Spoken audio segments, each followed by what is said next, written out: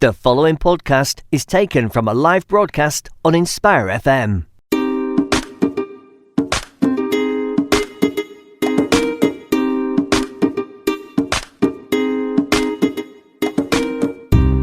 Good morning and Assalamu alaikum. You are tuned into Inspire FM 105.1 FM. Welcome to Mother's Planet, a show where there is always something to talk about in a productive and beneficial way.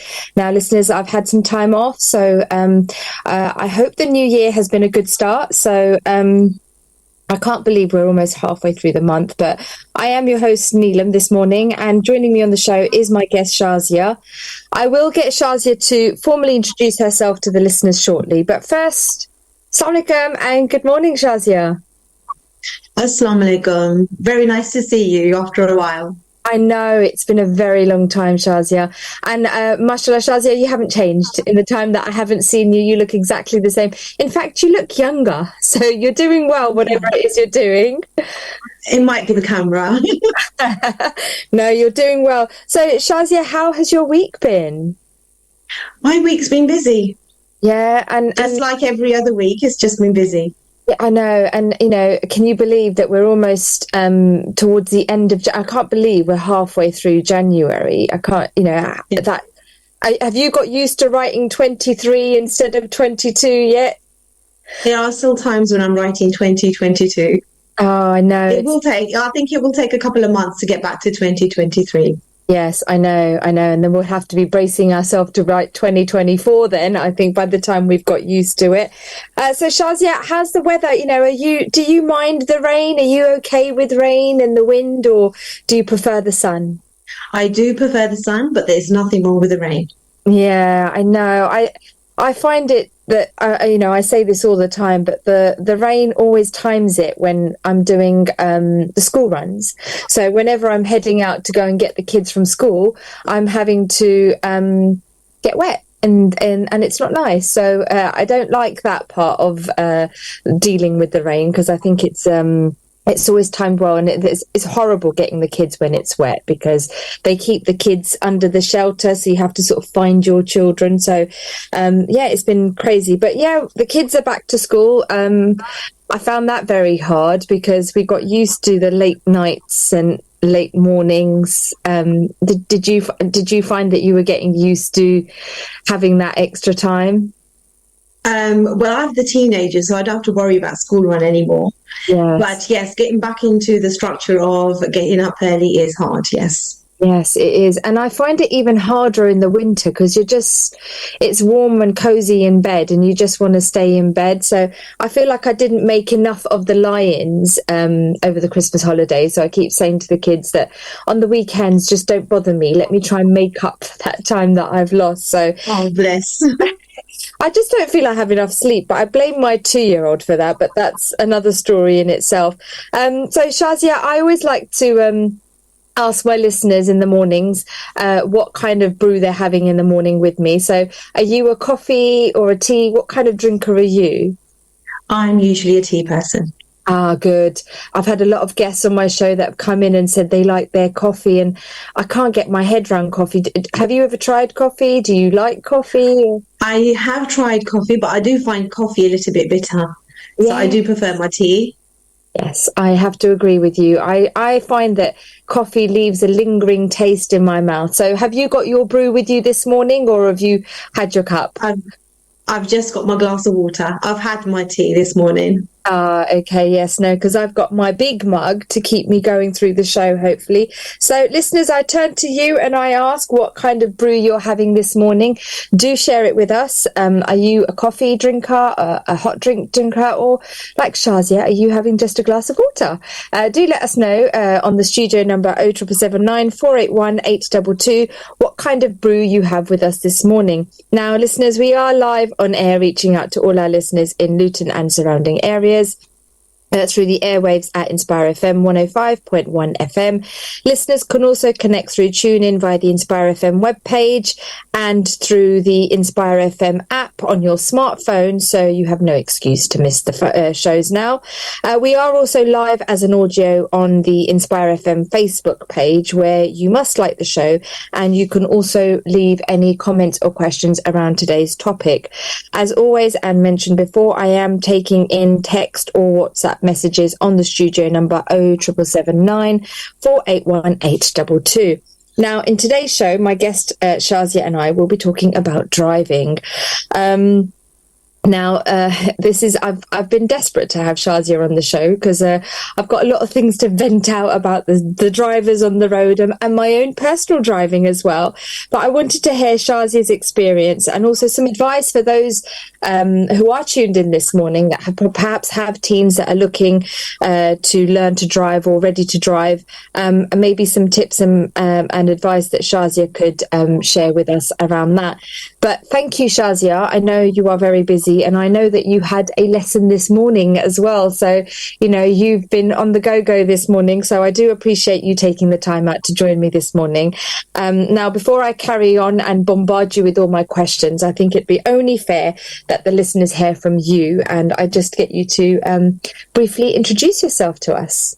Okay, so obviously my name's Shazia Afzal, and I've been instructing for a little bit over 8 years now, and my driving school is called Optimistic Drive. Wow, mashallah, 8 years. So do you enjoy it? Would you say this, you found your calling, this is what you wanted to be? And obviously originally I did do the training for teaching, and this was the side job on the side, but it actually worked out well around the children.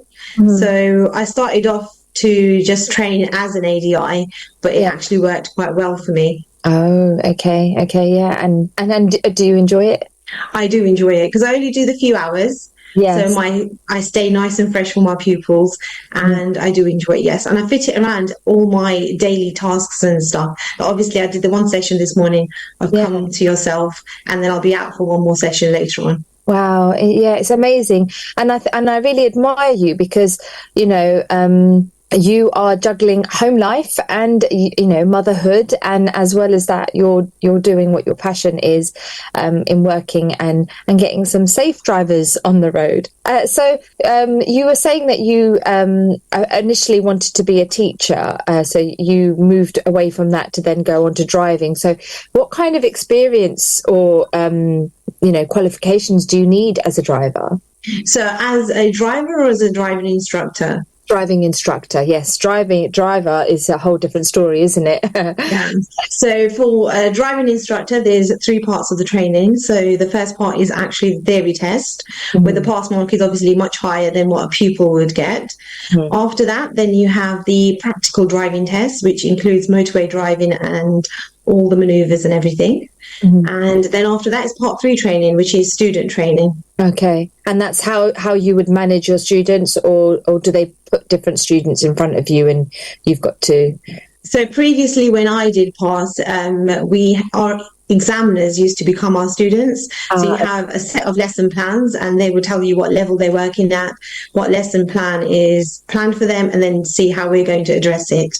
Okay. But now it has actually become a little bit easier, because your examiners sit in the back and you can take a student of your choice, but they're still obviously assessing your ability to teach that lesson plan according to the level of your student. Yeah, absolutely. So Shazia, you mentioned motorway driving. Now, back in the days, I used to be a really good driver on the motorway, and this is pre-children. And then after I had my first, it was just like this switch that just turned off, and I had a fear. And I did tackle the motorway maybe a couple of times after my first, but the more children I had and the bigger my car got, I've now got to that point where I just block. I don't go onto the motorway, and I just can't do the motorway, and so based on my fear of the motorway, do you have such a thing where lessons are created for people like myself that are drivers, but obviously just want to get that confidence about going onto the motorway? Yes, it is. It's all about your skill set. So obviously, if you have a fear of the motorway, you can take obviously some extra training for the motorway, and it's all about confidence. The more you're going to practice something, the better you're going to get at it. Yeah, so it's a little bit, more form of training is required for yourself. Just it's a matter of, obviously you drove on the motorway before, so it's nothing new, and it's just a matter of gaining that sort of skill set back that you can actually drive on the motorway and be confident on the motorway, and also be a safe driver. Yes. Yeah, I think it's only because it's always different when you sit as a passenger. And I wanted to ask you this because when you sit with your students, you're effectively a passenger and the student is in control to an extent of the car. And when I sit in the motorway driving with my husband and he's driving and I see somebody do a move, I think, I'm not sure I would have had the instinct of reacting to that, or I would have timed it as well as he did. Drivers have got, I feel, more dangerous over the years, and people take more risks now when driving. And there's more cars on the road now than there were, a few years ago. So I think that's the other factor. But do you find that you're sort of gritting your teeth when you've got your students about, holding on to dear life? Oh, I don't know how they're driving, or, are you quite a calm and relaxed person? Generally, I'm a very calm and collected person. And being an instructor is about being in control of the actual session. So you know your student, you know the ability of your student. So you wouldn't actually take them into an area that they're actually not capable of driving in. And you would lean them into it slowly rather than put them in a situation where you don't have control or they don't have control. So it's a matter of knowing your student and their ability. Yes. And the slow progression, obviously, to that skill set. Yeah. And so the car that you teach on, is this a manual or an automatic? I teach on a manual. Yes. Okay. Yeah. So you have the dual control of the pedals, and have you ever had to use it, Shazia? I have used my duals on many occasions. Yes. I'm going to get to that shortly with some questions there. But so Shazia, because the traffic laws are constantly changing, I find, there's rules and regulations out there. Do you, as a driving instructor, have to independently stay up to date with these, or as a driving instructor, are you given information constantly by the driving authorities? This is the law changes. Yeah, so we have DVSA that obviously update us with any new changes all the time. I'm also subscribed to the Intelligent Instructor subscription. So on a weekly basis, they update you on new stuff that is happening on the roads. And it's very important as an instructor to keep up to date with the new rules and regulations, because they are always changing. Yes, absolutely. And it's very hard to keep up with them. So does that also give you that kind of information? Because I don't know if recently in Luton, we've had so many road blockages, road works, because there's a lot of this new broadband fitting that's going around the town. Do you get advanced information on that? So do you know that, okay, avoid these areas if I'm taking anyone out to practice their driving, not to go down these areas? Or is it a bit of a gamble? Do you just say, oh, okay, are you in the know? Yeah, now, ideally, Luton is actually not a very big town, so you would know what was going on. I'm also involved in a small group, a forum of friends that are all instructors. So if there are blockages or if there's any incidents going on, they tend to notify you that, stay clear of this area. But ideally, even those areas, you will actually be driving in those areas, because you're also building the ability of your students, because your students will have to have scenarios like that we'll have to face. So it's all about being aware of situations, anticipating what may happen, and addressing it as it comes and when it comes. Yes, I can tell that you're a very good driving instructor already, because yes, it's the reality of driving, being stuck in that kind of situation and having to deal with it.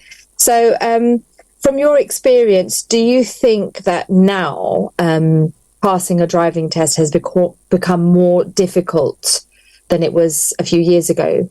I don't know about a few years ago, but maybe back to when I passed my test, things have obviously changed drastically over the years.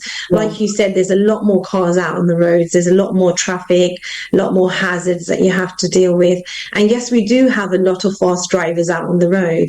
So I think all of that does add to it. And then with obviously like the roadworks that are going on day by day, I just seem to there's more and more roadworks every day, which obviously contribute to that as well.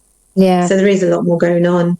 There is, and it's quite because back in the days, I mean, I think you and I are probably from the same generation, but when I passed my driving test, I had to sit an online multitask question, and it was just me answering the questions, and I think the threshold was getting over 30 or something out of 35, and that was it. You get your results instantly, and that was it. And then you had to sit the driving test in itself. Has it changed from then? Because I'm now, my eldest is 15, so she's 16 next month, so I haven't really gone out there and seen the changes. So has it changed a lot from that? Yeah, since then, obviously, going back to my times, obviously, I think I'm a generation before yours. I didn't actually have the theory when I took my test. Okay. So, which was many years ago. But yes, theory, since September 2020, it has changed. You do have the multiple choice questions, which are the pass mark is a 43 out of, and it's 57 minutes to complete it. And then also you've got the hazard perception bit that you have to obviously click on hazards and pass that bit as well. And they've got case studies that where you have to answer about 3 questions on the video clips as well. So there's a lot more added to the actual theory now as well. Yeah, I think that hazard perception test is actually quite good because it's real time. It's real. That's what's out there. So you've got to, it's just gauging someone's attention, really, isn't it, to know that they've got the grasp to, if this came your way. Have you obviously have been exposed to it, so you know how it works, these tests? Yes. So it's all about awareness and planning. So with hazards, it's like seeing things in good time. If you are looking too close up and you're not seeing something happening, you are not going to be able to react to it. So it's all about looking further ahead, planning. And again, it's all about the anticipation of the areas you're driving in and the possibilities of what may happen. Yeah, absolutely. So listeners, if you have just tuned in this morning, I have the lovely guest Shazia with me this morning, who is a driving instructor, and we are talking all about driving this morning. So if you have any questions that you'd like to ask Shazia, please do text in or WhatsApp to the studio 07779 481 822. Now, Shazia, you know, obviously every student that you faced is different, you know, so do you have to do you have a specific lesson plan? How do you tailor towards your students? You know, do you give them any course material? How do you work with your students? So it does depend on lesson plans, and then it also depends on the ability of your student. You need to remember that everybody is going to be different. Everybody is going to perceive the information differently as well. Some people obviously take a little bit longer. Some people are quick to grasp the information. So it really does depend on your student and what they need to help them. So we've got diagrams. We do use video clips. I do sort of tell my students, you know, watch videos on certain lesson plans to help them as well. So it's all about visual aids as well as practically doing the tasks as well. Yes, absolutely. And you know, going back to my driving lessons, it was all about maneuvers. I don't recall ever having that kind of material ever shared with me from my driving instructor. And I remember he was just adamant that I learned how to do all the key maneuvers. Is that still the case? Is maneuvers still as important as it was years ago? Maneuvers are obviously important, but it is also about your engagement with the road conditions and how you're going to drive in different types of roads. So you've got your residential areas, your school zones, you've got your slip ends, your dual carriageways. So it's all the interaction of the different areas and the abilities to drive in those areas as well as your maneuvers. So maneuvers are important, but so is your general drive. Yeah, and I think we're quite lucky in Luton actually, because we do have those kind of different areas that you can practice on. Whereas I was born and bred in London, so it was just traffic lights and a lot of traffic. We came across a few roundabouts, but not many. So it was very main roads and busy junctions and things like that. But I never actually got to experience like the slip end, the dual carriageways, because there weren't that many around at that time then for me to be exposed to. So I think maybe some of my fear might be stemming from that as well, not having the exposure to it as well. So Shazia, how are you as a passenger in general when you have a family member? Okay, yes, I have a question that's come through, and I don't know, Shazia, if you can answer this, but I've heard that it's illegal to drive in flip-flops. There was a big newspaper article that actually went around out this. Is that the case? It is actually not illegal to drive in flip-flops, but it is not obviously safe to drive in flip-flops. So there's no law that's been passed that you can't drive in them. But if there was an incident, obviously if your footwear is not correct, some insurance companies can have a problem with paying out, because then obviously you were not wearing suitable footwear at the time. That does depend on obviously personal insurance companies and what their protocols are. Yes. And it's true. I mean, back in the days when I was learning how to drive, and I remember my driving instructor said to me, Neelum, you need to stop. But I used to wear different footwear intentionally. So I would wear heels, I would wear shoes, I would wear trainers, I would wear my sandals in every lesson. And then he asked me what I was doing, and I said, it's not a fashion show. I know, it's just, I want to be used to driving in all my footwear, because, in reality, I had a friend that had passed her driving test before me, and she used to carry a pair of trainers around in her car. So every time she wanted to drive, she would just take her shoes off and put her trainers on and then drive. And I thought, I don't want to be like that, because I want to be able to drive. But in hindsight, do you think that's actually the safest option? Well, if you're a new driver, the sensible option is to actually stick to the same footwear.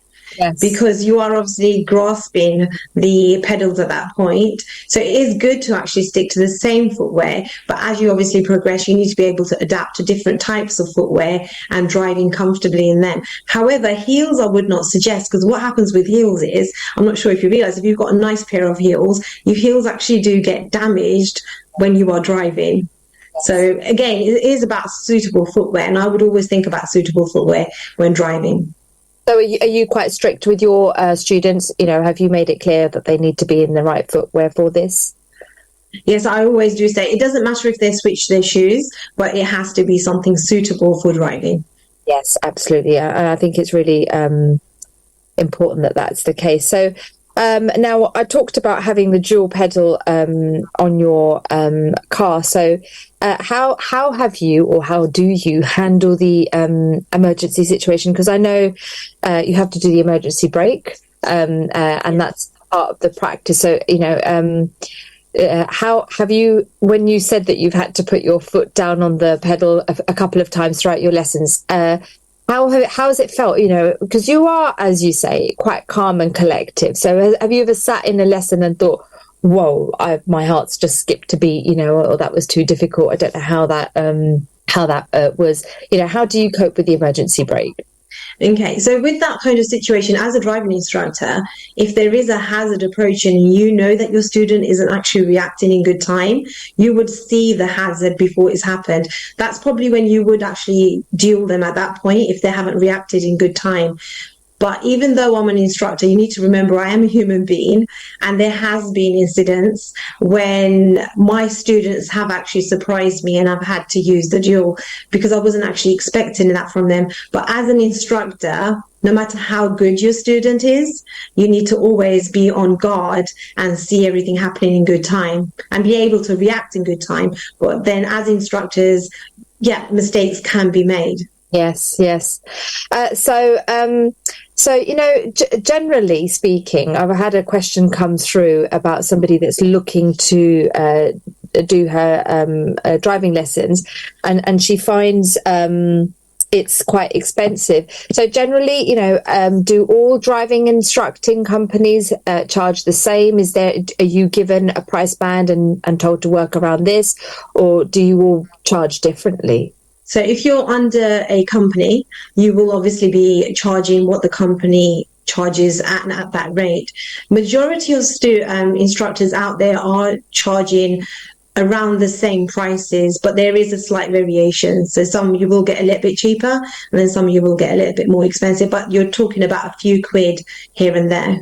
Yeah, so it's not, exactly. It's not a vast sort of price difference between what an instructor is going to be charging you. Yeah, it's a bit much of a much. So I guess it's who you feel confident with, really, isn't it? Yes. And so, do you offer trial lessons? Do you say to your students, or do you just go for it and say, look, I'm going to be your instructor? So it does depend on, usually it is the first student on the first lesson, and depending on how they feel, and we take it from there. But it is just an instructor to start off with, and it's up to them on what they wish to do. Yes, absolutely. Now, Shazia, I'm sure you're as shocked as I am, but we have actually reached the first half of our show. So we are going to go on a short commercial break. So listeners, if you have just tuned in, where have you been? I have Shazia this morning, and we are talking about driving and some of the rules and regulations around it. And she has unveiled and removed the myth about the flip-flops as well. So there are some horrific rumours going around about what you can and can't drive in. So if you have any questions around the topic, please do message in. But for now, whatever brew that you are having with me this morning, this is your chance to go refill that brew and join me after a short commercial break, inshallah. Assalamu alaikum. Assalamu alaikum, this is Atif Nawaz. Listen to Inspire FM shows in your time by heading over to inspirefm.org or listen on Apple Podcasts or Spotify.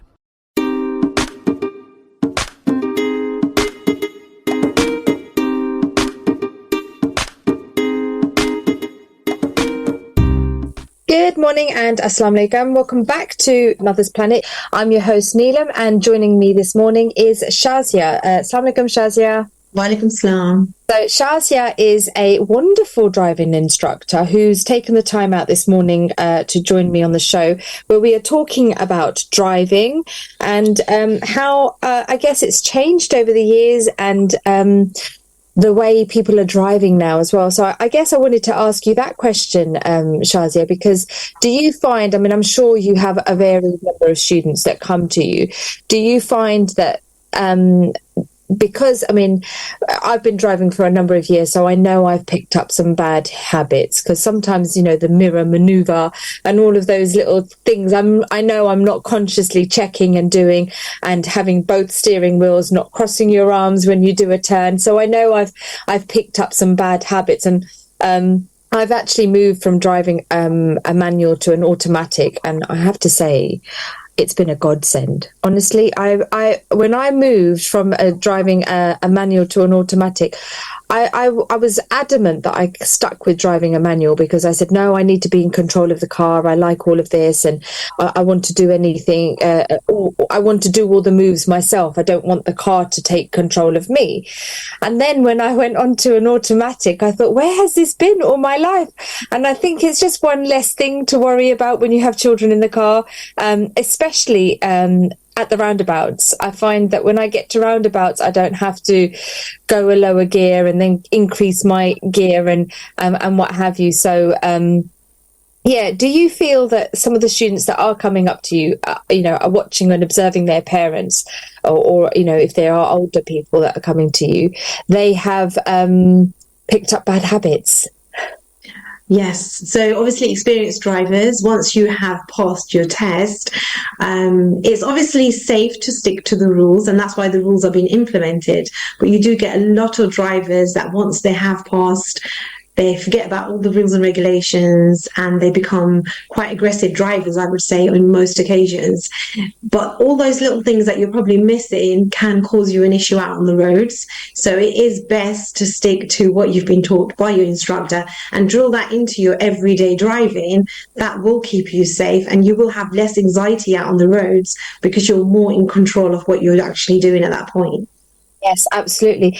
And I guess, when you are, you would know your best, because as a primary school teacher, when I would be teaching my children, I would look at some of them and I know where you're heading in a few years' time. So do you ever get that feeling when you've got a student that's driving in a certain way? Do you feel that I know what kind of driver this person's going to be? You wouldn't know 100% because obviously everybody's different. But yes, you would know that I don't want to be biased and say that certain students are in a certain way, but a lot of the youngsters do have the speed element, and then bringing their speed down can take a long time. But then as an instructor, it's actually our job to tell them of all the risk factors that are involved with that speed. And as you see, obviously, there's more and more accidents out on the road and more teens are actually involved in this. I do actually think that the driving, even though they do the driving practical driving test, there should be a little bit more implemented to actually pass your test, even though the test is quite hard to pass at the moment. But it's all about keeping yourself safe. I would rather a student pass and be safe rather than be fast and aggressive and then obviously something to happen later on in life. Mm-hmm. So we've had a couple of messages come through. I think it's Sister Shabana has just said that Shazia is a brilliant instructor. So she's obviously a student or a past student, and so she's praising you there, Shazia. So yes, and we've had another one come through, and I guess it's again around the whole footwear concept, driving an automatic barefoot, and that's come through. Can you drive a car barefoot? I would have to say no. Yeah, it is actually probably not suitable to be driving barefoot. And Shabana that has actually texted in. She's actually an instructor herself, but she's on leave at the moment because she's just had she's looking after her children at home, and she will hopefully be back on the road soon as well. Big shout out to Shabana then. Has she just had a baby, did you say? I think her baby is coming to about a year old now, so she's had a bit of time off, but she will be back on the road soon. Oh, lovely. Okay, thank you so much for your text there. So when we do the driving test itself, I remember them being minors, and obviously a major was a fail, but there was a certain number of minors one could have before it could eventually possibly lead to a fail. Has that protocol still remained the same, or is it a bit different now how they assess people for driving tests? I'm a little bit unsure about the change, but I do know that if there's 15 minors spread over the sheet in different categories, that becomes a serious fault. Yeah. If you are getting 15 minors on your practical driving test, that still does actually show you, even if you're getting 14, 13 or 10, it does show you that you do actually need a lot more practice out on the roads, because every minor that you are actually making is actually a potential serious as well. And there's 5 minors in one category. So if you made like 5 gear choices that were wrong, you would fail in that category of gear choice. Okay. That's a different thing there as well. So I had a question come in earlier on in the week. Actually, I did send out everyone notification that I will have you on the show, so if there are any questions, and it was from a parent who isn't Luton based, but it's in London, so I'm not sure if it varies in towns, and I'm not sure if you have any knowledge in this field either, but it's about booking driving tests. Have you found that this is becoming a bit of an issue, or it's a bit difficult at the moment? It is actually quite difficult to book a test at the moment. DVLA, I think it is showing about 12 to 16 weeks and plus for a test date. But I do think it actually takes a little bit longer. Since COVID, there's been such a backlog, and they haven't actually been able to put things back into place since then. So it is quite difficult to book in a practical test at the moment. She has a very eager teen at home who's desperate. He's passed his the theory test, and he now just wants to do the practical. But she's just, I think it's released every Monday, so you have to just wait every Monday for a slot, and then they seem to be going very quickly. So she's finding it very difficult to get him booked on. So there is obviously a national issue. With the Mondays, I'm really unsure when actually the tests are actually released. But if you do actually log onto the system, and if you're looking on a regular basis, cancellation dates do pop up here and there, but that is you being on the system like non-stop, checking like a couple of times a day, and you would find a slot. But if a teen is obviously very eager to pass, I would still say don't rush into passing your test, because the most important thing is that you want your child safe out on those roads. So even if it takes a little bit longer, I'm actually absolutely fine with that. I've got a 19-year-old that hasn't passed his test yet, and I'm going to wait until he's ready to actually be out on those roads. So it's, you want them to be safe, and that's the most important thing.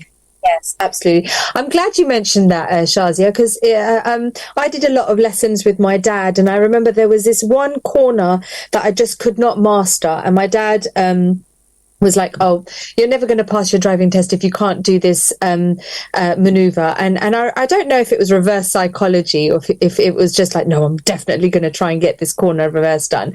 But, it was very different, obviously, driving with my dad than it was driving with my instructor. Would you say you're quite firm with your son, with your children when you have them in the driver's seat? Or would you just look at them and treat them like a student?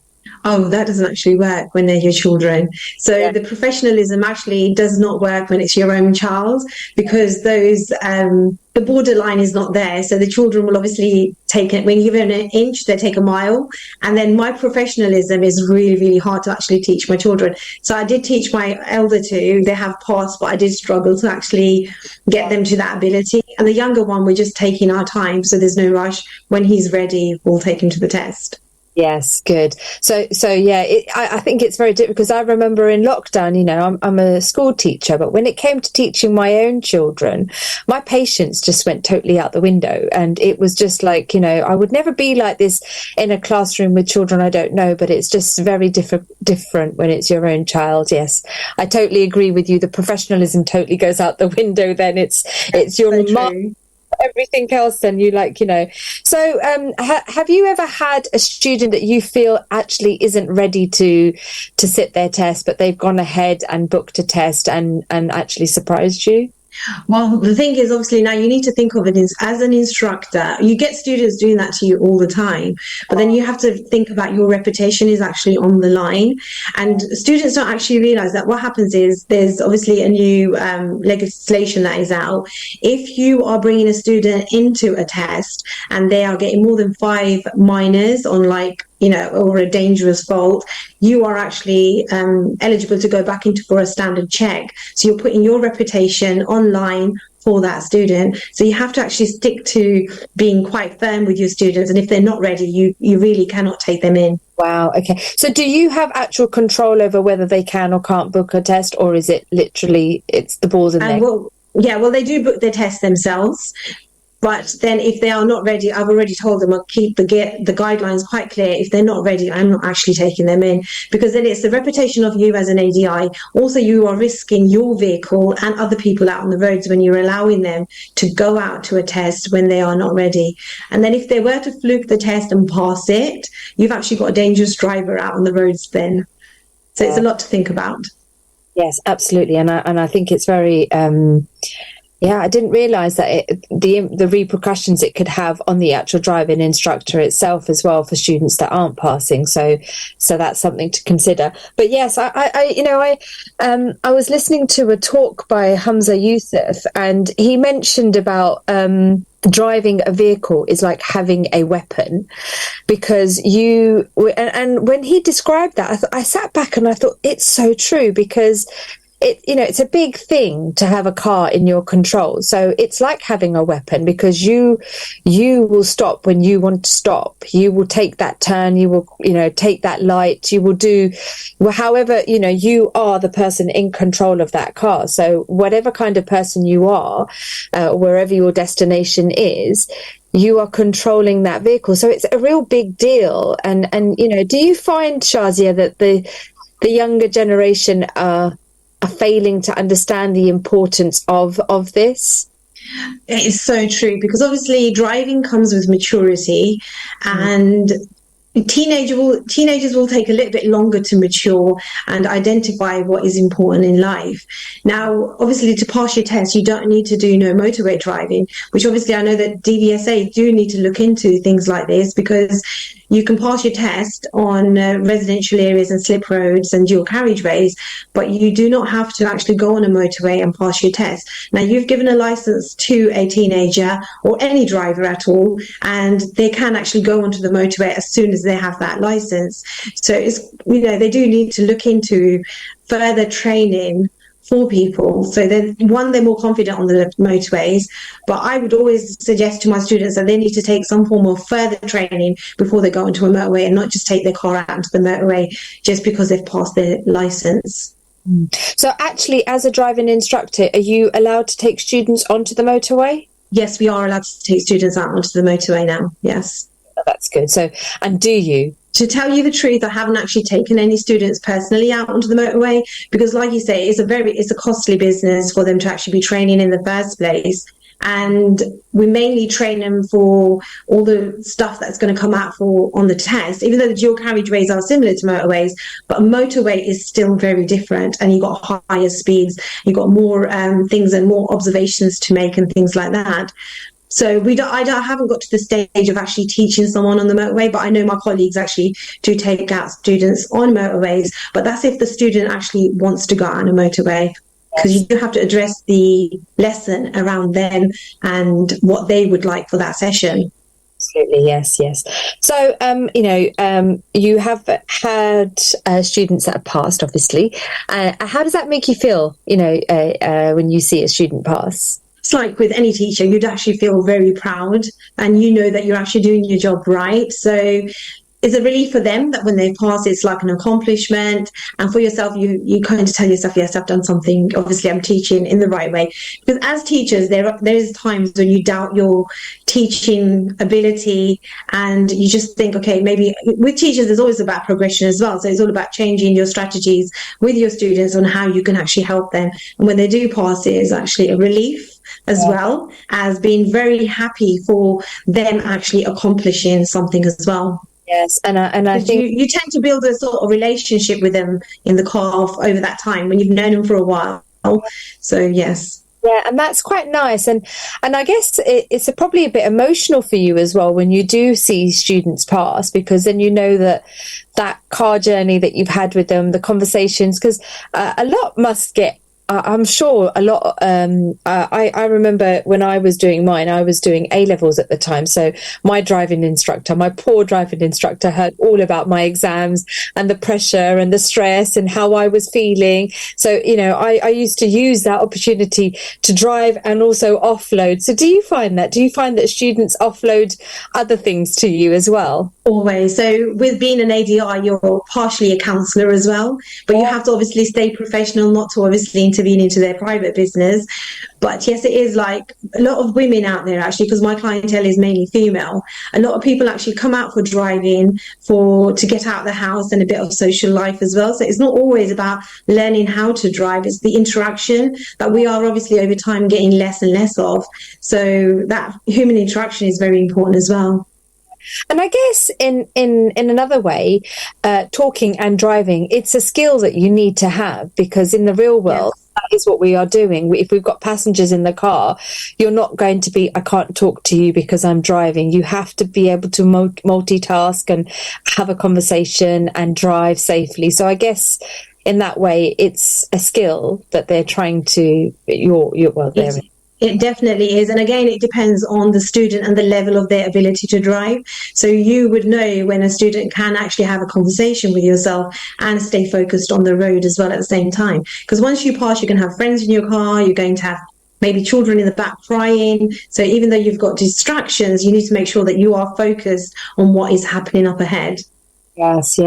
So Shazia, I'm really curious about a question that I have, because we've got a lot of roundabouts in the town, but then when I went to Milton Keynes, I realised that actually Luton's not that bad. Milton Keynes is just full of roundabouts. But you've also got mini roundabouts. Now, I've seen a lot of people, when they're driving, actually do a U-turn around a mini roundabout. Now, I was always under the illusion, now I could be wrong, that you can't actually do U-turns on a mini roundabout. You can on the big roundabouts because you've got the space to do it, because I've seen people on a mini roundabout do a U-turn, but they're almost having to do like a 3-point turn to then get their car around. So anyone that's trying to join the roundabout, it's, caused a lot of congestion there.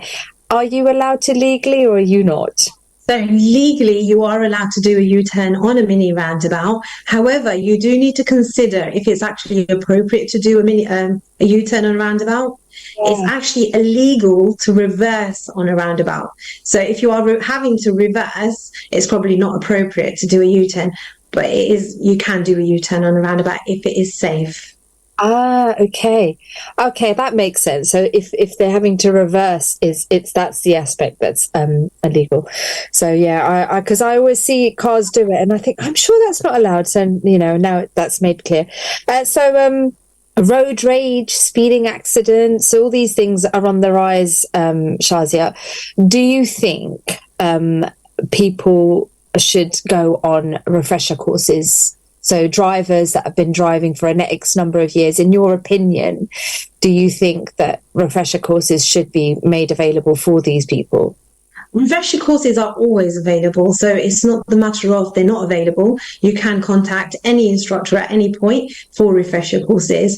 Yes, I would actually, because over time, I know that there are drivers out there that have probably passed many years ago that do not know the rules and regulations of roundabouts because they've got into so many bad habits that you start to do things that are a bit dangerous. So if you're feeling a little bit unsafe out on the roads, it's always best to take refresher lessons and then get back to the skill set of being safe out on the roads. Oh wow, I didn't realise that you could actually stop and just go on a refresher test. Well, of course, I guess there's no mandatory testing after that. It's just if you feel that actually I need to just understand the roads again. So it's a self-initiative. It's not something that the government. It is a self-initiative. Like you mentioned earlier that you're obviously scared of going on the motorway. So my suggestion to you would be that you would need some further training to be on that motorway, get a little bit more confident, and then you are actually a safe driver, even with your children in the back, that you can drive on that motorway and be safe.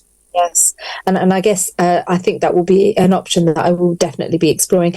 My fear is I think it's the size of my car. I have, mashallah, I have 6 children, so I've got an 8-seat car.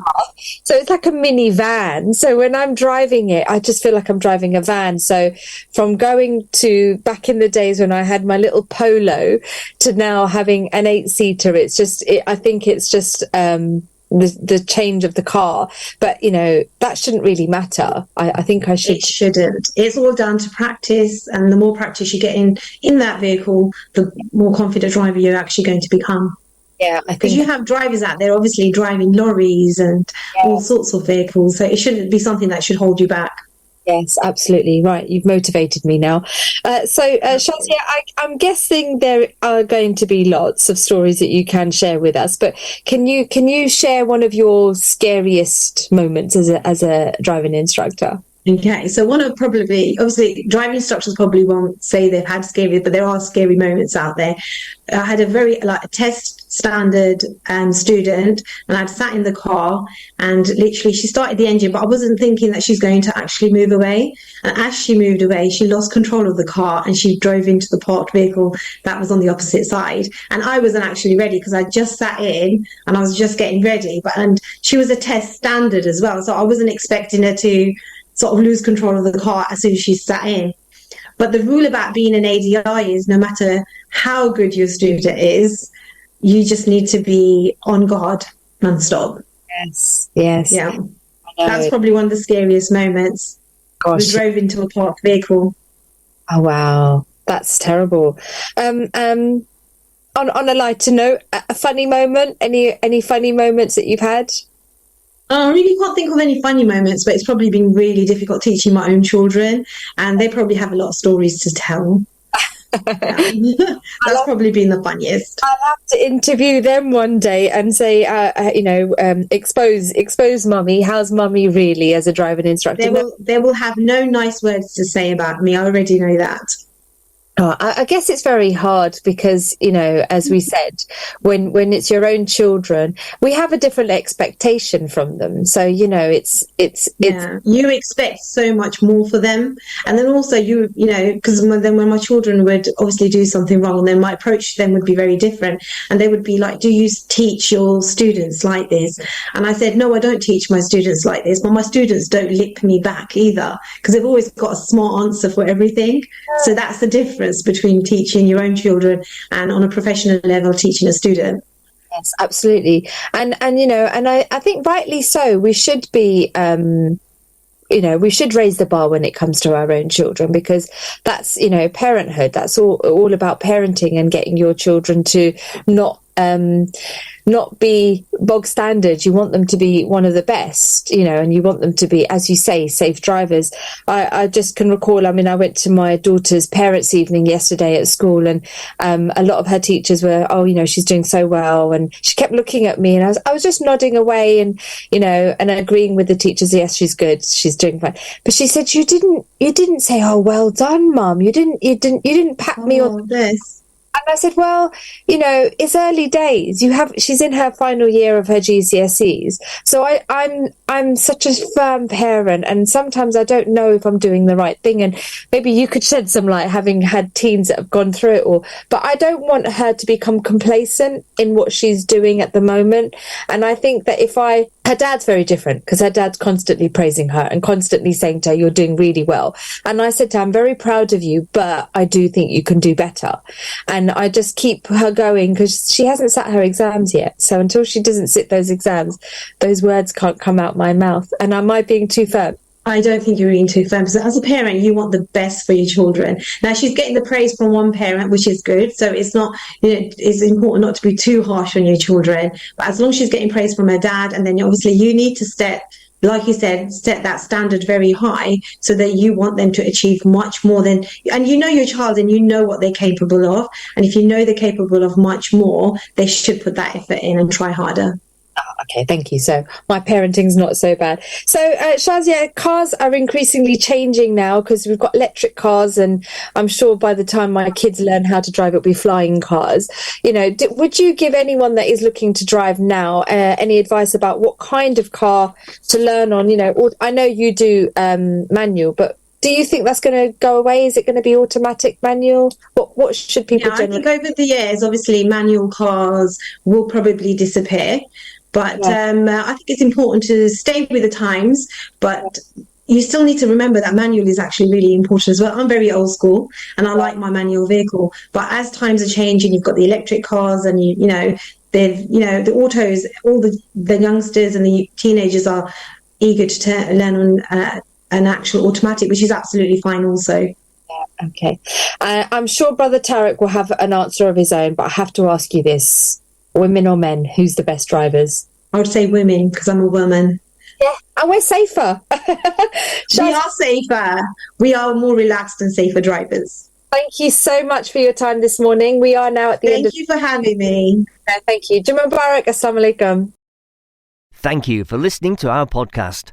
Why not tune in to our live stream at inspirefm.org and follow and subscribe to our social media platforms at Inspire FM Luton.